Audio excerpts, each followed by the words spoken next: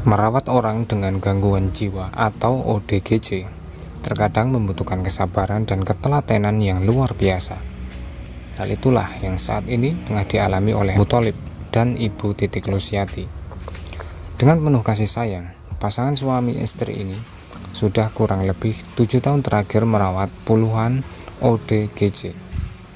Pondok Darul Majnun yang terletak di Desa Mergosari, Kecamatan Sukoharjo, Kabupaten Wonosobo.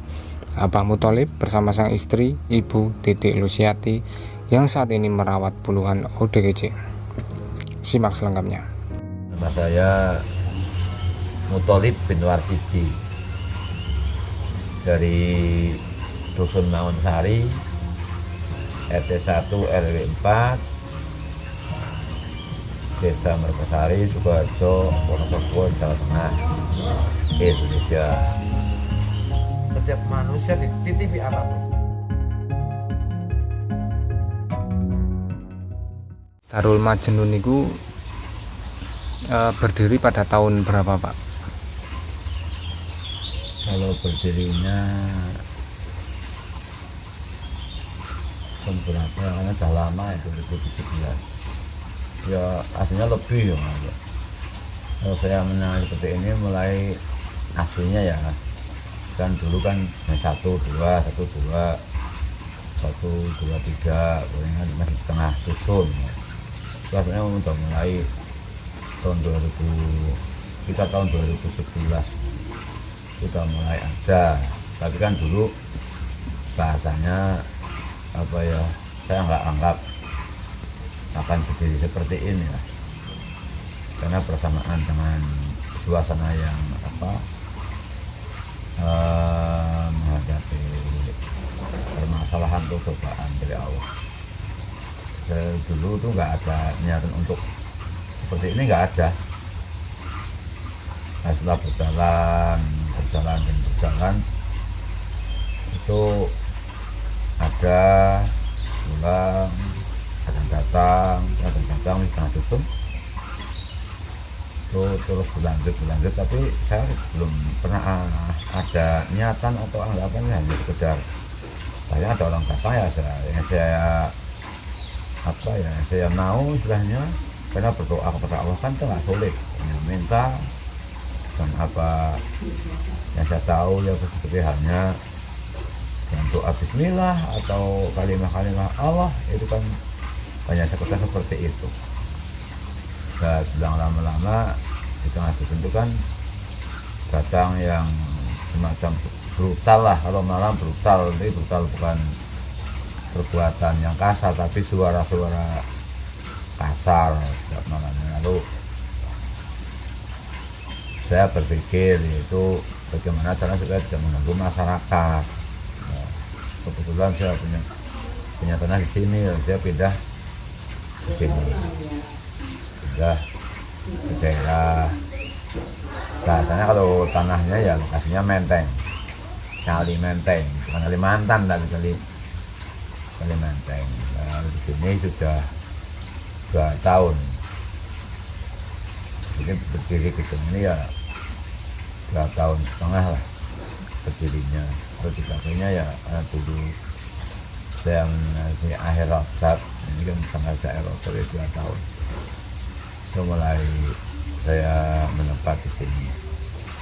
Apakah ada sebuah metode khusus untuk proses penyembuhannya, Pak? Dalam metode khusus itu kepahaman saya dan keyakinan saya ada. Itu satu, memakai tapak tangan dengan doa yang tertentu, maksudnya hanya dengan syahadat, istighfar, sholawat, hoqolah dan tasbih.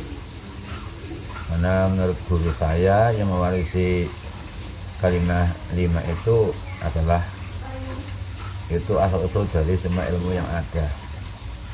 Dan kalau dikaji secara syariah itu bisa, saya satukan dikaji dengan cara Jawa itu juga bisa masuk, tinggal paham atau tidak, bisa atau tidak mencerna dan menyatukan pemahaman Jawa dan syariat Islam. Itu supaya kita tidak tersesat atau menyalahi aturan syariat, dan juga tidak meninggalkan secara pemahaman tanah Jawa. Karena tanah Jawa ini adalah kayaknya di dunia ya memang tanah yang penuh dengan apa ya, penuh dengan magic lah, penuh dengan alam-alam yang apa istilahnya bisa berkembang dengan kita. Nah, berjalan sampai sekarang nggak ada datang, ada yang hanya sebentar, ada sembuh, ada yang 4 bulan. Kayaknya ada anak tua sudah sampai 2 tahun ya masih di sini. So ya semua hanya Allah lah, hanya Allah, nggak ada orang bisa, nggak ada aslinya. Kalau secara ilmiah ada, tapi secara bahasa Arabnya kita nggak tahu aslinya. Karena kapan dia akan sembuh, nggak ada yang tahu. Kita cuma ikhtiar, kata Allah, sebisa sebaik-baiknya manusia katanya, yaitu manusia yang bermanfaat bagi sesama. Untuk sejauh ini sudah ada berapa orang yang Abah rawat? Ya, kalau yang pernah saya rawat ya banyak sekali ya, banyak. Itu datanya ada, saya tulis kemarin. Ini ada, ya nggak ingat jumlahnya. Karena memang dari itu nggak pernah saya catat kedatangannya, pulangnya, nggak ada. Karena kalau melihat orang gila sembuh itu rasanya apa ya? Rasanya senang untuk bersyukur kepada Allah. Orang yang tadinya nggak ada harganya, bahkan keluarga pun seraya 90% bosan dalam pandangan saya. Karena rata-rata di sini adalah sudah RSJ berapa kali, 5 ke atas lah. Jadi orang tuanya sudah sangat-sangat jenuh.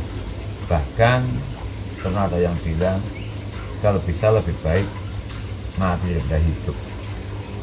Dan itu akan apa istilahnya ya, membawa orang tua seraya putus asa. Maka kalau di sini ya kebanyakan lah. Jadi kalau sudah di sini seraya tuh keluarga sudah merasa tenang gitu loh. Jadi sepele ya. Dan mereka ini dari berbagai daerah ya Pak? Ya, Wonosobo, Banjarnegara, Pekalongan pernah, pertama Pekalongan ada, pernah satu, Pati juga pernah ada. Tuh kemarin apa ya, pernah ada di Bekasi, pernah ada, tapi dia anaknya minggat dan orang tuanya tuh apa ya, kurang pas di sini katanya. Ya persilahkan, kalau tempat ini memang tempat yang baru apa adanya, rasanya dengan kemampuan yang ada. Terkait dengan biaya operasional itu sendiri bagaimana Bah? Mungkin bisa dijelaskan oleh Abah secara langsung. Ya kalau biaya operasionalnya ini saya memutuskan kan aslinya belum lama. Waktu awal di sini pun saya belum. Nah akhirnya kan gini, untuk rasanya untuk minta pertanggungjawaban dari orang tua, itu saya minta 500 itu untuk makan. 500 untuk makan. Itu pun kalau dikalkulasikan nggak cukup mas. Untuk makan aja untuk aslinya nggak cukup 500 sebulan. Karena di sini ya apa ya, gini loh, jadi umpamanya ada anak, sekarang ada anak 10 lah, 10 kadang sebulan ini ada yang datang 1 untuk makan, kadang 2, jadi tidak menentu. Masalah biaya 500 itu hanya untuk makan. Jadi bahasanya apa, syaratnya di sini itu ada anak 2 yang ngikut saya. membantu, ya nggak pernah ada apa-apanya. Ya memang saya ajari orang-orang yang di sini hanya karena Allah. Sampai orang anak gila, orang gila pun memang saya ajari untuk memahami diri sendiri. Bagaimana kita bisa mandiri walaupun toh dalam keadaan kekurangan sekalipun. Nah, secara jalannya ya jadi wong ning jibaku supaya tidak merugikan orang lain. Apa sebenarnya sampai sekarang ya nggak ada yang bahasanya rutin gitu. Kalau terkait dengan tulisan yang ada di depan pintu ini, Darul Majnun, dan ada tulisan lagi, mari kita gila bersama gitu ya Pak. Kalau masa itu ya itu boleh dikasih secara medis, boleh dikasih secara hakikat, boleh secara syariah, itu boleh. Tinggal pemahaman kita itu sampai di mana. Yang namanya majnun menurut pandangan ilmiah kan orang nggak bisa berpikir, orang nggak mikir, secara kasar Jawa ya, orang tidak bisa berpikir. Itu kalau orang gila ya memang seperti itu, nggak mikir, nggak berpikir, tapi punya keinginan. Nah, itu secara ilmiah, secara ilmu akal kita memahami orang-orang gila. Tapi kalau saya kaitkan dengan hakikatnya syariah, itu belum tentu gila itu arahnya kehilangan akal, tuh enggak. Karena kalau kita beragama, apalagi kita agamanya Islam, itu kan aslinya kita diwajibkan nggak usah berpikir, diwajibkan tidak memikirkan dan tidak berpikir, hanya kembali kepada Allah. Itu kan wajib 5 kali. Nggak berpikir itu wajib 5 kali, 1 hari 1 malam 5 kali. Aslinya orang yang benar-benar takwa kan tidak berpikir 5 kali itu, hanya saya dengan Allah. Allah kok pikir apanya. Itu hanya kita memahami tentang gila. Mari kita gila bersama itu jangan dinilai lalu saya mengajak edan, enggak. Itu pemahaman kita itu tidak hanya seperti itu atau sampai di situ. Karena ini olahan jiwa manusia, pasti mengakui nggak mengakui, tahu nggak tahu, aslinya itu sama. Pasti kita akan kembali dengan jalan yang sama, cuman beda bawaan kita. Kita bawa apa? Jalannya sama dalam kematian, bedanya saya membawa apa dan apa. Berapa dan berapa, itu perbedaannya. Kalau sejauh ini apakah pernah ada bantuan dari suatu komunitas atau dusun setempat itu apa? Kalau dari komunitas pernah ya, ada dari persatuan fit motor 2 tak atau king ya, banyak kingnya lah.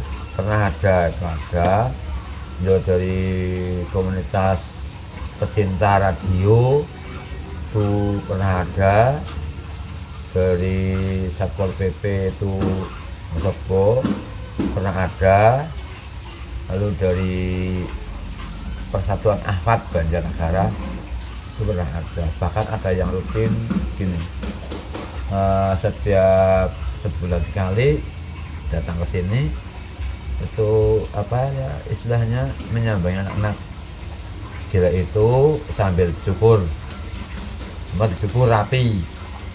Itu orang Banjarnegara. Dan bantuan kadang pernah bantuan dari Polsek beras itu saat mau bulan Ramadan, bantuan bantuan itu konsumsi lah, wujud barang.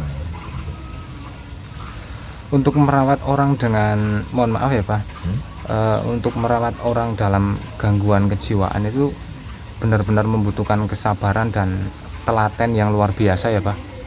Kalau itu biar ada sabar ya, karena seperti ini ya, karena kebaikan itu yang menjadikan orang lain.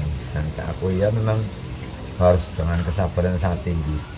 Karena menurut pemahaman saya, kalau orang yang memegang yang dekat itu marah, dia akan ikut marah. Karena orang gila itu umpamanya dikumpulkan 5, kalau marah 1 itu akan merambah ke teman-temannya itu seraya marah semua. Memang kesabarannya harus kita kita pertahankan. Sabaran, 2 kasih sayang. Yang sangat berat kasih sayang. Karena kasih sayang menurut logika kan gini, bahwasanya kita menyayangi orang kok bukan siapa-siapa, apalagi dalam keadaan seperti itulah kajian yang tidak bisa diilmiahkan adalah rasa kasih sayang itu. Sehingga untuk kajian kasih sayang kepada orang yang tidak ada harganya itu nilainya hasilnya bisa dikatakan tinggi. Allah yang tahu, karena tidak semua orang itu mau lah istilahnya. Hanya tidak semua orang itu mau, dan kemauan itu bukan karena dibuat. Kalau karena dibuat ya saya nggak mau lah. Karena saya dulu ya pernah di pesantren ngajinya bukan ngaji madaku orang-orang bidas. Iya, saya yakin saya hanya Allah yang menjalankan. Kalau enggak Allah yang menjalankan ya saya nggak mungkin buat. Hanya dengan dasar kasih sayang lah saya sampai seperti ini. Dulu sempat mondok di mana Pak? Di Tegalrejo, Magelang. Yang sekarang ya itu di Batu Yusuf. Dulu kan belum ada sekolahan, masih induk, belum ada yang lain. Ya untuk kuliahnya belum mendirikan pesantren. Sekarang kan sudah semua. Ya alhamdulillah, walaupun saya berangkat ke pesantren sudah tua, saya pesantren sudah tua loh, udah umur 23 tahun baru berangkat ke pesantren karena saya sakit dinadari oleh ayah saya. 23 tahun berangkat ke pesantren, ngajinya apa? Yang ikutin anak-anak SD di sana. Saya sudah bersenggot sana. Ya dengan tekad saya ya ini hanya pokoknya hanya Mbah Dori, keluarga dalam lah, itu keyakinan saya ya. Diakui, saya hanya yang mengakui itulah pertolongan Allah lewat Mbah Dori dan beliaunya. Ya alhamdulillah, bahkan sampai sekarang pun saya paling takut dengan sang makhluk, yaitu dengan guru-guru saya dan beliaunya. Maka saya tidak pernah putus setiap hari. Yang saya hafal saya sebut namanya setiap hari. Itulah kewajiban bagi saya pada guru-guru saya, walaupun toh saya bahasanya ya tidak bisa membalas apa-apa. Itu memang Tegalrejo adalah salah satu pondok yang bisa dikatakan unik. Keunikan cara memberikan pelajaran pada santri-santrinya itu tidak setiap hari dikasih pemahaman tentang haliyah, tidak cukup ngaji mengikuti aturan, yaitu perintah dan larangan. Itu akan berjalan dengan sendirinya. Nggak pernah setiap hari dikasih pelajaran ini cukup dan kurikulumnya ada, tidak cukup, atau adalah kewajibannya mengikuti perintah dan meninggalkan larangannya. Itu sudah masuk langsung ke jiwa-jiwa santri. Nggak ada briefing, itu nggak ada ya. Benar-benar ada. Memang salahnya sana memang benar-benar salah, dan memang menurut saya satu-satunya pada salah terbesar ya lihat di situ. Kajiannya hanya karena Allah riadoh semampunya, karena di sana satu-satunya pesantren yaitu setiap kurikulum pelajaran 1 tahun hatam. Semua pelajaran 1 tahun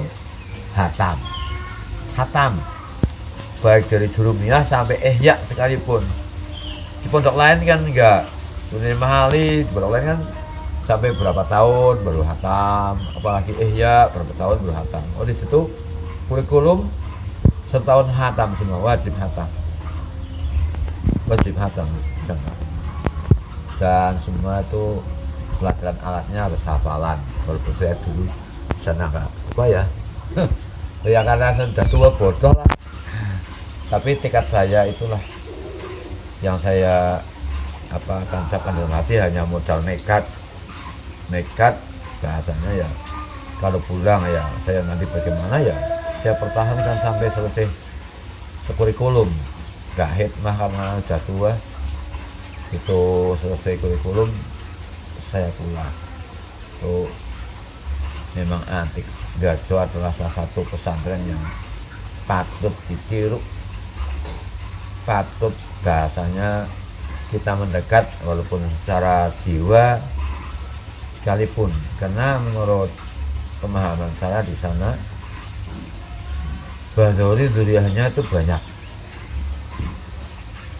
nggak cuma satu, tapi duriannya itu kepersatuannya itulah yang sulit ditiru.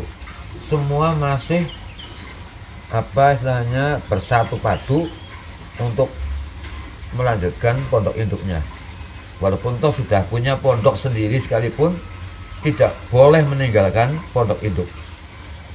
Jadi satu keluarga, satu duriah masih berkecimpung di situ. Itu yang sulit ditiru. Bahkan kayaknya orang lain nggak bisa meniru. Biasanya kalau sudah punya pesantren udah urusan sendiri-sendiri. Padahal kumpulnya kalau hataman, atau di sana enggak. Sebab wajib taklim di pondok induknya, berkumpul semua duriah berkecimpung di situ. Itu yang sangat hebat. Itu yang paling perlu kita pahami untuk semua manusia lah, khususnya di Indonesia. Apalagi di Indonesia Islamnya beraneka ragam. Bukannya aku benar sendiri, itu yang paling sulit. Manusia kok aku benar sendiri, Nabi pun tidak kok. Manusia itu namanya manusia sombong. Di dunia ini tidak ada hak veto untuk manusia, karena semuanya adalah titipan. Itu pemahaman saya selama saya di pesantren ya, memang penuh dengan keluh kesah, dengan karena sudah tua, kalau mau hafalan tapi bingung dulu. Tapi saya pernah gini mas, dia pernah melihat istilahnya hadis.